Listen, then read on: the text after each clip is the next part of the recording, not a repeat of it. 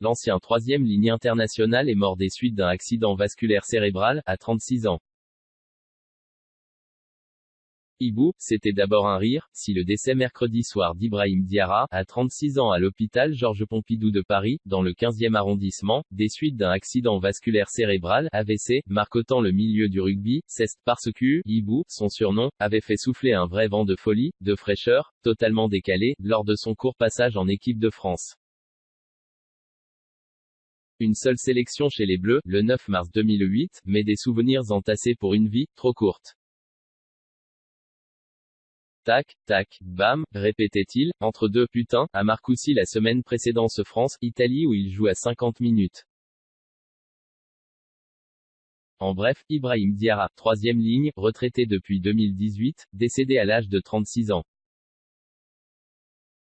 2008, année de son unique sélection en équipe de France, 2009 à 2016, il joue à Castres après avoir débuté à Montauban, 2005 à 2009. Il passera aussi par Pau, 2016 à 2017, avant de finir sa carrière en Fédéral 1, à Lavaur, en 2018.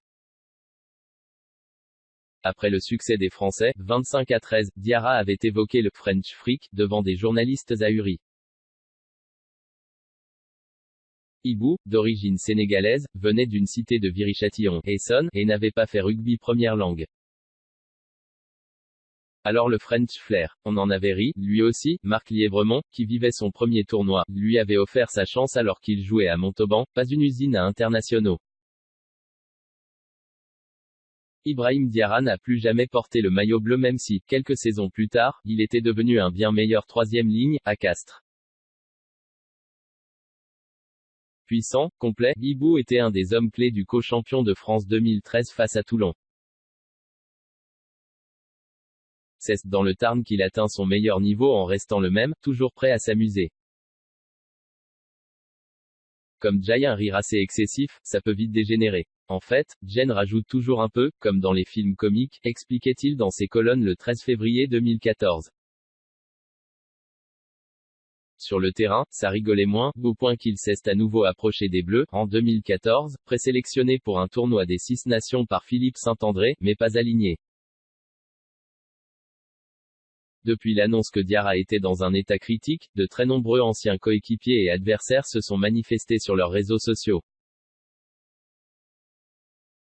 Ibou était un des joueurs français les plus populaires auprès de ses pairs. Brice Mac, ancien talonneur de Castres, confiait dans l'équipe, en 2014, si tu dois partir à la guerre, c'est le premier que tu prends avec toi. En revanche, il faut que tu saches qu'il est capable de se tirer une balle dans le pied ou de te filer un coup de crosse sans le faire exprès. Ce mercredi, sans le faire exprès, le guerrier Ibrahim Diarra a fait beaucoup de peine à ses amis. L'équipe présente ses sincères condoléances à sa famille et à ses proches.